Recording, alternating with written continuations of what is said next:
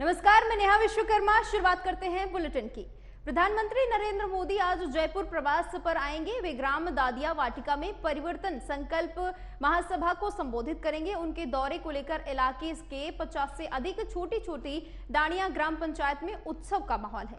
यहाँ संसद के दोनों सदनों में 33% महिला आरक्षण, नारी शक्ति वंदन बिल पास होने को लेकर भी उल्लास का माहौल है। इस महासभा के आमंत्रण के लिए दाड़िया में और गांवों में बीजेपी के कार्यकर्ता घर घर जाकर पीले चावल बांट रहे हैं। महिलाएं मंगल गान गा रही हैं। स्वच्छता अभियान चलाया जा रहा है, रंगोली सजाई जा रही है। और साथ ही बता दें कि प्रधानमंत्री भोपाल में आज आयोजित होने वाली महाकुंभ में भी शामिल होंगे।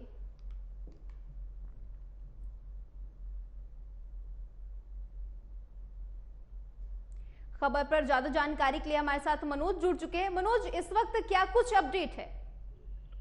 देखिए, मैं बताना चाहूंगा आपको कि जब से महिला आरक्षण बिल पास हुआ है और उसके बाद मोदी की 2 सभा है, एक तो भोपाल में है और दूसरी राजस्थान के अंदर में है। और राजस्थान के अंदर में मोदी जी की सभा के लिए ये पहली बार हो रहा है इतिहास में कि पूरी व्यवस्थाओं की जिम्मेदारी जो है महिलाओं को दी गई है और पूरे मंच संचालन से लेकर उनके स्वागत तक महिलाएं ही उनका स्वागत करेगी। और मैं आपको बताना चाहूंगा कि महिलाओं के कई ब्लॉक बांटे गए हैं और हर महिला को 2 महिलाओं को जिम्मेदारी दी गई है। उन पे एक पुरुष रखा गया है, जितनी भी जनता आएगी उनको बैठाने के लिए।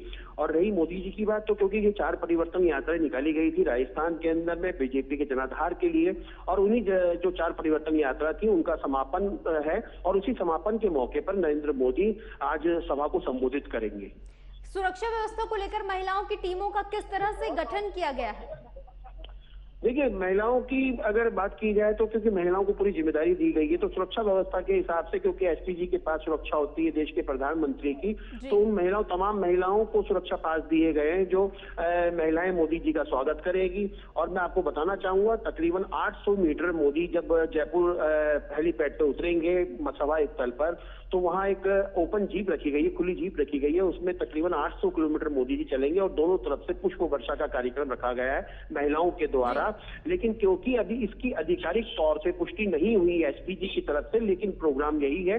और क्योंकि महिलाओं के पास सुरक्षा है, तो आपको बताना चाहूंगा कि तमाम सारी व्यवस्थाएं महिलाओं को ही दी गई है। जब से महिला आरक्षण बिल पास हुआ है, उसको देखते हुए ये देश में महिलाओं के प्रति सम्मान और एक उसकी क्या कहते हैं सम्मान के नजरिए से देखा जाए तो बहुत बड़ी बात है। लोगों की इस पर क्या कुछ प्रतिक्रिया देखने को मिल रही है वहां पर आपको?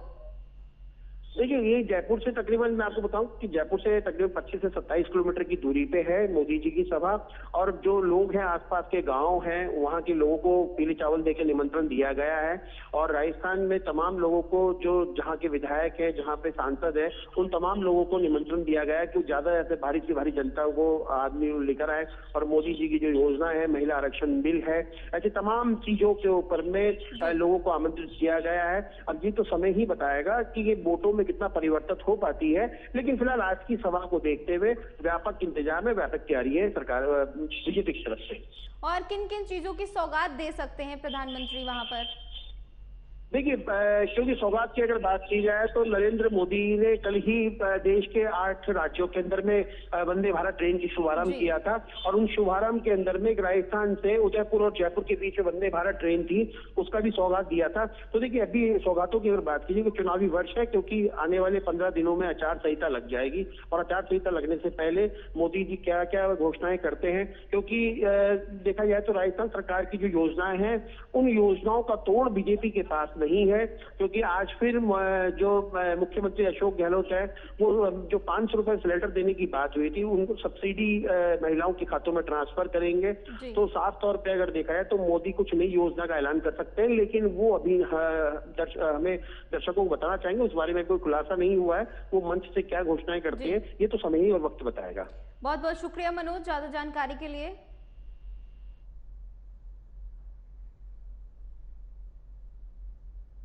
और भारतीय वायुसेना के हिंडन एयरबेस गाजियाबाद पर आज से भारत का ड्रोन शक्ति प्रदर्शन शुरू हो गया है। 26 सितंबर तक चलने वाले इस कार्यक्रम की मेजबानी भारतीय वायुसेना और ड्रोन फेडरेशन ऑफ इंडिया संयुक्त रूप से कर रहे हैं। इसमें ड्रोन के 50 से अधिक लाइव हवाई प्रदर्शन हो रहे हैं। देश भर के 75 से ज्यादा ड्रोन स्टार्टअप और कॉर्पोरेट्स इसमें शामिल हुए हैं। भारत ड्रोन शक्ति 2022 का आयोजन नई दिल्ली में हुआ था। इस बार ये आयोजन दिल्ली से सटे गाजियाबाद के हिंडन एयरबेस पर हो रहा है। इसके साथ ही इस कार्यक्रम में देश के रक्षा मंत्री राजनाथ सिंह और वायुसेना प्रमुख BR चौधरी मौजूद हैं। इसके साथ ही ड्रोन उड़ान प्रदर्शन, पैनल डिस्कशन, उत्पाद लॉन्च आदि कार्यक्रम इन 2 दिनों तक चलने वाले हैं।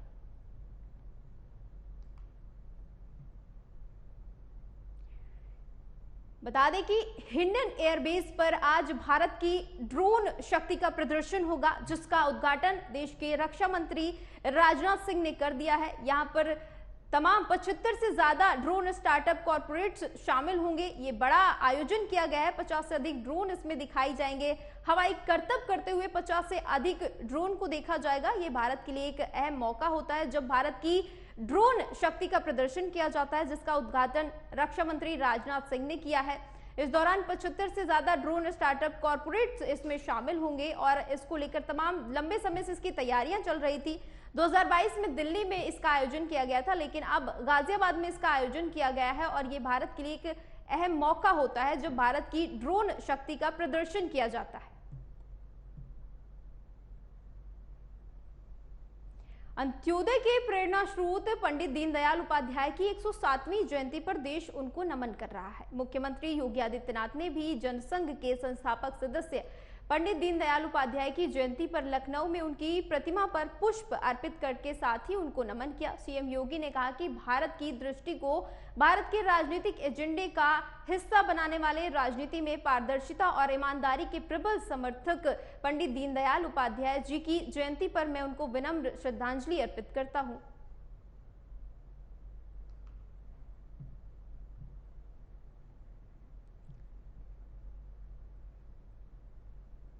और लखनऊ से इस वक्त की बड़ी खबर आ रही है, जहां पर कानून व्यवस्था को लेकर आज होगी समीक्षा बैठक। आज शाम 7 बजे प्रमुख सचिव गृह DGP करेंगे समीक्षा बैठक। प्रदेश भर के ADG जोन पुलिस कमिश्नर होंगे बैठक में शामिल। प्रदेश भर के IG, DIG रेंज बैठक में जुड़ेंगे। बता दें कि वीडियो कॉन्फ्रेंसिंग के जरिए पुलिस अफसरों की समीक्षा बैठक होगी।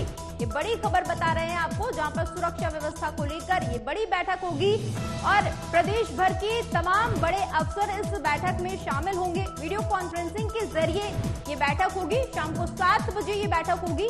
लखनऊ से ये बड़ी खबर बता रहे हैं आपको, जहां पर प्रदेश की सुरक्षा व्यवस्था को लेकर एक अहम बैठक होगी।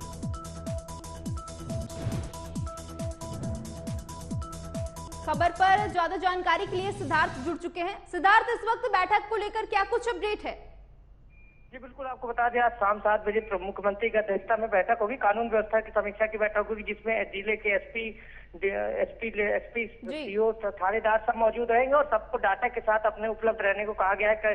किस तरीके से क्या उनके जो क्षेत्र है उसमें किस तरीके से अपराध को रोका गया, किन किन अपराधियों को पकड़ा गया, कौन कौन सा अपराध ज्यादा हुआ, इसके डाटा के साथ सबको उपलब्ध रहने के लिए कहा गया है।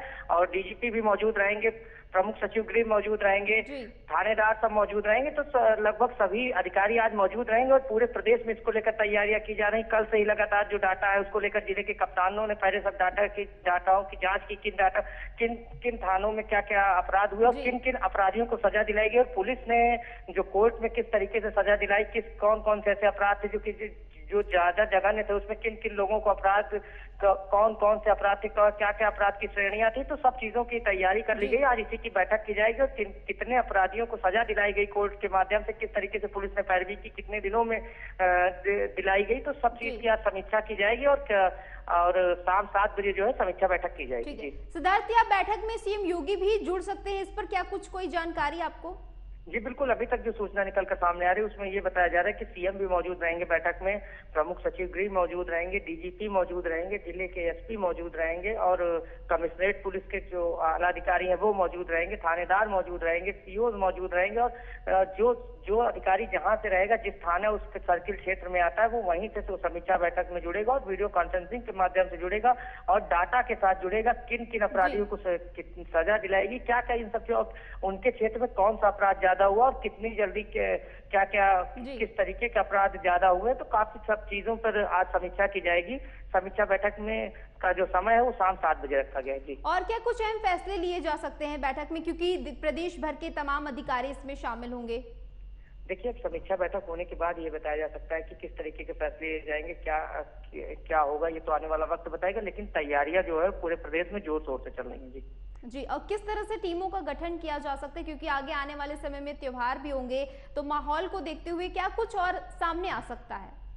जी बिल्कुल, ये इसके पहले भी लगातार जब भी त्योहार आते हैं तो इस तरीके की बैठक की जाती है और सतर्कता बरती जाती है पुलिस के द्वारा, और सीएम भी लगातार बैठ के करते हैं और समीक्षा बैठक करते रहते हैं और लगातार पुलिस को सचेत करते रहते हैं। और आपको बता दें, जब से सरकार बनी है तब से कहीं ना कहीं कानून व्यवस्था में सुधार हुआ है, और इसको लेकर चाहे आप इन्वेस्टर समिट हो, चाहे जो बाहर के व्यापारी हो या फिर जो बाहर से आते हैं, उनको भी देखने को मिलता है ज्यादातर रोजगार के सृजन हो रहे हैं। तो ये सब चीजें, जब कानून व्यवस्था अच्छी होगी तभी कहीं ना कहीं बाहर जो व्यापारी होगा वो आएगा और कहीं ना कहीं रोजगार का सृजन भी होगा। जी चलिए, बहुत बहुत शुक्रिया सिद्धार्थ ज्यादा जानकारी के लिए। राहुल गांधी एक माह में दूसरी बार छत्तीसगढ़ पहुंचे हैं। रायपुर पहुंचने पर सीएम भूपेश बघेल एयरपोर्ट पर उनका स्वागत करने पहुंचे। यहां पर मेफेयर रिजॉर्ट में नेताओं के साथ चर्चा करेंगे। दोपहर 12:30 बजे कार से बिलासपुर जाएंगे। उनके साथ मुख्यमंत्री और कई नेताओं का काफिला भी जाएगा। बिलासपुर संभाग की राजनीति बेहद दिलचस्प है। यहाँ क्षेत्रीय दल कांग्रेस और भाजपा के उम्मीदवार की जीत और हार का फैसला करती है। जोगी कांग्रेस के साथ साथ कुछ हिस्सों में बहुजन समाजवादी पार्टी, तो कुछ हिस्सों में गोंडवाना गणतंत्र पार्टी का असर देखने को मिलता है।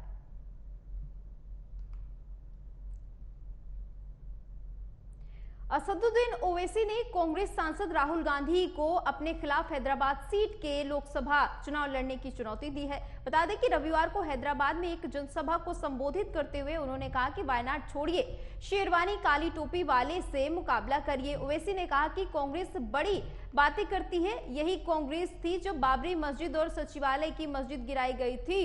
तो जमीन पर आइए, मुझसे मुकाबला करिए, मैं तैयार हूं, दो हाथ करेंगे, मजा आ जाएगा।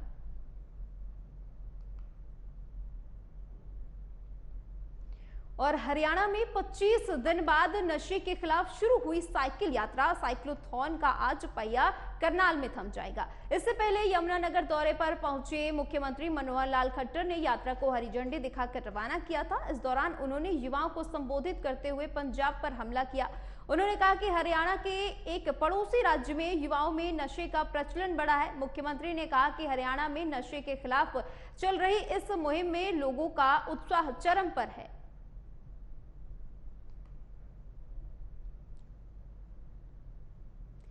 बिहार के गया में गणेशोत्सव के छठे दिन भगवान गणपति को 656 प्रकार के व्यंजनों का भोग लगाया गया। शहर के आजाद पार्क में आयोजित श्री गणेश महोत्सव में आस्था का जन सैलाब उमड़ पड़ा। छुट्टी का दिन रविवार को होने की वजह से श्री गणेश के दर्शन पूजन के लिए शहर उमड़ पड़ा। भक्तों ने कतार में लगकर श्री गणपति के पूजन दर्शन किए।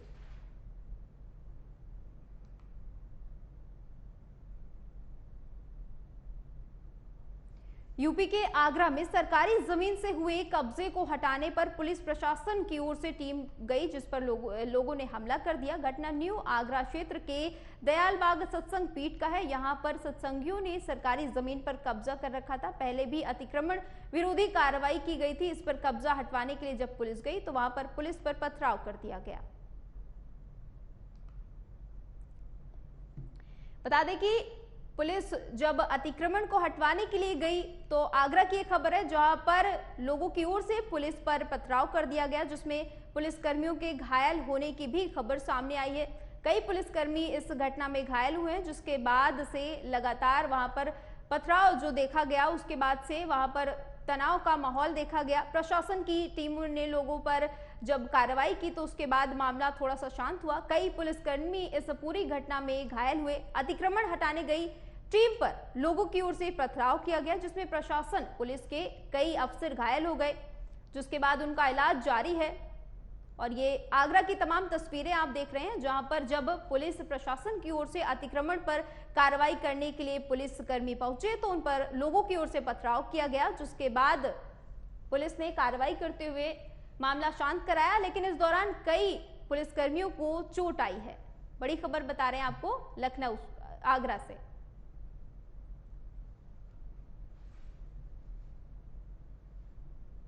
के द्वारा यहाँ पर जग रोड पर बना अवैध निर्माण हटाने के लिए फोर्स की मांग की गई थी और उसी क्रम में पुलिस बल यहाँ पर मुश्किल हुआ था। यहाँ पर रेवेन्यू विभाग की कार्रवाई में बाधा डालते हुए कुछ लोगों ने इस तरह का पथराव का कार्य किया। अरे आईडी कागज चढ़ा रहे हो यार, नीचे करो थोड़ी।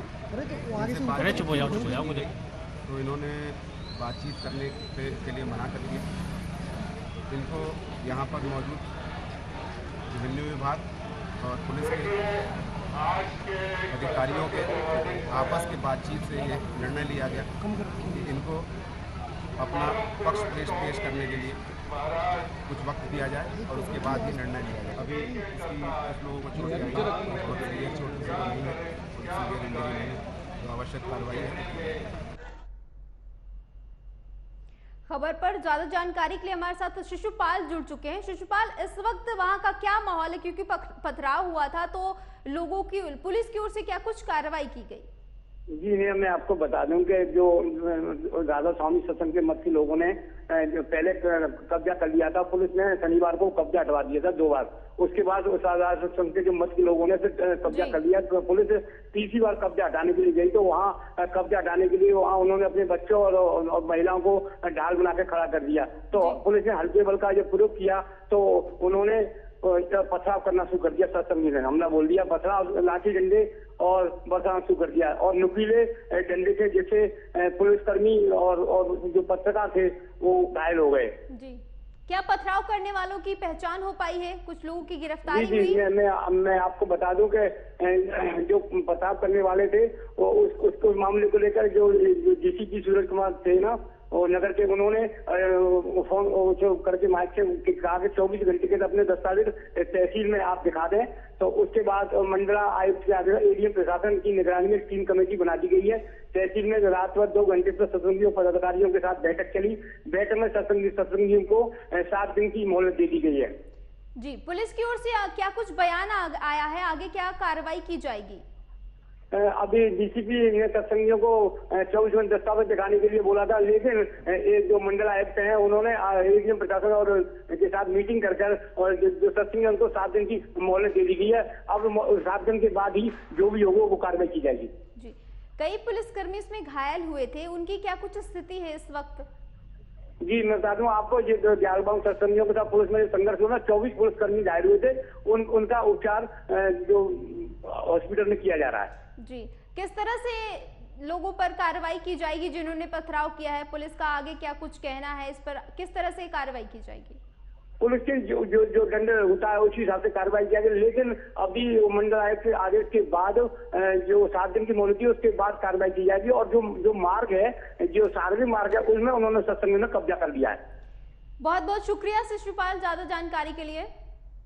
महाराष्ट्र में शिवसेना के शिंदे गुट और उद्धव गुट की ओर से एक दूसरे के विधायकों को अयोग्य घोषित करने की याचिकाओं पर आज सुनवाई होगी। विधानसभा के सेंट्रल हॉल में यह सुनवाई होगी। विधानसभा अध्यक्ष राहुल नरवेकर सुनवाई करेंगे। स्पीकर ने मामले में पिछली सुनवाई 10 दिन पहले यानी 14 सितंबर को की थी। सूत्रों के अनुसार सुनवाई सुबह 10:30 बजे से शुरू हुई, जो दोपहर 2 बजे तक चली। इसके बाद स्पीकर ने अगली तारीख बताए बिना मामले की सुनवाई टाल दी थी।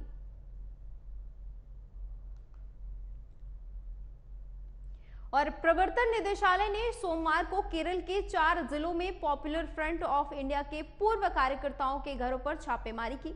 सूत्रों के अनुसार केरल के त्रिशूर, एर्नाकुलम, मलप्पुरम और वायनाड जिले में छापेमारी की। इसके साथ ही अगस्त में एनआईए ने मलप्पुरम में कई पीएफआई कार्यकर्ताओं के घर पर छापेमारी की थी। वेंगारा में याथिल हमजा, थिरूर में कलाथपरम्बिल, याहुत नूरून और हनीफ और रंगतूर पडक पारिम्बल जाफर के आवासों पर छापेमारी की गई थी। बता दें कि सभी प्रतिबंधित पीएफआई के हिस्से थे।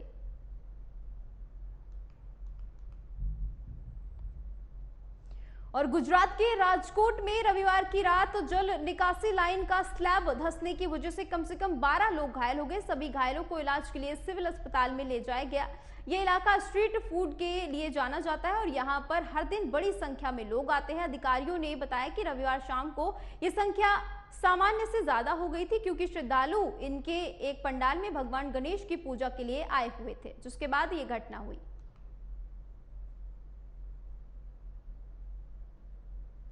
और रुक करते हैं बड़ी खबर का। हांगझो एशियन गेम्स 2023 में भारत का जलवा। हांगझो एशियाई खेल में भारत ने स्वर्ण पदक जीता।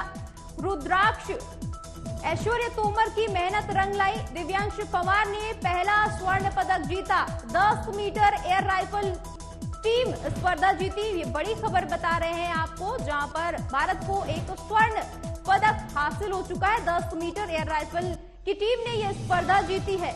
बड़ी खबर। हांगझो एशियन गेम्स 2023 में भारत का जलवा। और मणिपुर में 3 मई को शुरू हुई हिंसा अब तक भी पूरी तरह से नहीं रुक सकी है। जातीय हिंसा के 4.5 महीने बाद मणिपुर सरकार ने इंटरनेट से बैन हटा लिया है, लेकिन वहां पर चुनौतियां खत्म नहीं हुई है। उपद्रवियों के पास अभी भी पुलिस को थानों और ट्रेनिंग सेंटरों से लूटे गए 3000 हथियार और गोला बारूद मौजूद है। उनमें से AK-47 व दूसरी तरह के घातक हथियार शामिल है। अब मणिपुर सरकार और सुरक्षा बलों के सामने एक नई चुनौती खड़ी हो गई है। उपद्रवी सुरक्षा बलों जैसी वर्दी और गाड़ियों का इस्तेमाल कर रहे हैं। हमले के दौरान उपद्रवी किसी न किसी बल की वर्दी में नजर आते हैं। लूटे गए हथियार वापस जमा कराने के लिए अब मणिपुर सरकार ने दोबारा अपील की है। ऐसे में लोगों को 2 सप्ताह का समय दिया गया है। मणिपुर के मुख्यमंत्री N बीरेन सिंह ने कहा कि अगर अवैध हथियारों को 15 दिनों के भीतर जमा करा दिया जाता है तो उनके खिलाफ दर्ज मामलों पर विचार किया जाएगा। सपा विधायक राहुल लोधी और उनके भाई पर कई धाराओं के तहत केस दर्ज हुआ है। शिकायतकर्ता राम नरेश ने विधायक पर नौकरी के नाम पर 9 लाख रुपए के ठगने का आरोप लगाया है। शिकायतकर्ता ने इसके साथ ही विधायक राहुल लोधी पर रुपए मांगने और धमकी देने का भी आरोप लगाया है। झांसी के एरच थाना क्षेत्र इलाके में पुलिस और बदमाश के बीच मुठभेड़ हुई। मुठभेड़ के बाद घायल बदमाश को पुलिस ने गिरफ्तार कर लिया। बताया जा रहा है कि जब पुलिस 15,000 रुपए के इनामी बदमाश को गिरफ्तार करने के लिए गई तो शातिर बदमाश प्रमोद कुमार ने पुलिस पर फायरिंग कर दी। जवाबी फायरिंग में बदमाश के पैर में गोली लग गई और वो घायल हो गया, जिसके बाद पुलिस ने गिरफ्तार कर लिया। SP ग्रामीण गोपीनाथ सोनी ने बताया कि बदमाश के ऊपर 10 से अधिक आपराधिक मामले दर्ज है, जिसके लूट जैसे मामले शामिल हैं और इसके ऊपर 15,000 रुपए का इनाम भी था। कोर्ट द्वारा NBW भी जारी किया गया था।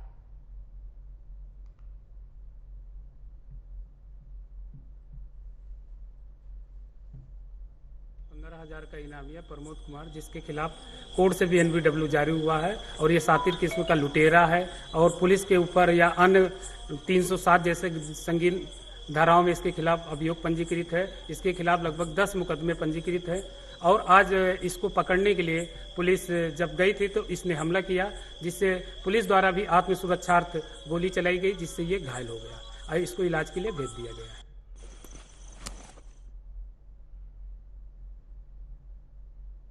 और मुजफ्फरनगर में एक मदरसे के हाफिज ने 9 साल की नाबालिग बच्ची के साथ रेप करने की घटना को अंजाम दिया है। जब पीड़ित छात्रा पढ़ने के लिए मदरसे पहुंची तो उसी समय हाफिज ने बच्ची के साथ रेप की घटना को अंजाम दिया। घर पहुंचने पर पीड़ित छात्रा ने घर पर पूरी घटना बताई। बच्ची की आपबीती सुनकर परिजनों ने थाने में हाफिज के खिलाफ शिकायत दर्ज कराई। पुलिस ने शिकायत पर कार्रवाई करते हुए हाफिज के खिलाफ मुकदमा दर्ज करते हुए आगे की कार्रवाई शुरू करती है।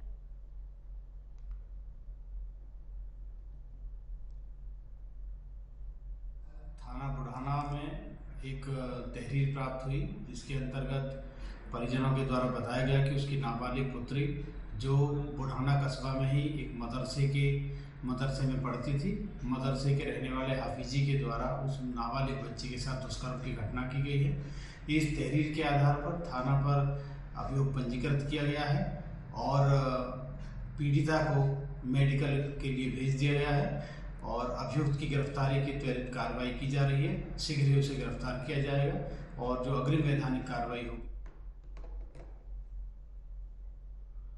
देश दुनिया की तमाम खबरों के लिए देखते रहिए AMB नेटवर्क। नमस्कार।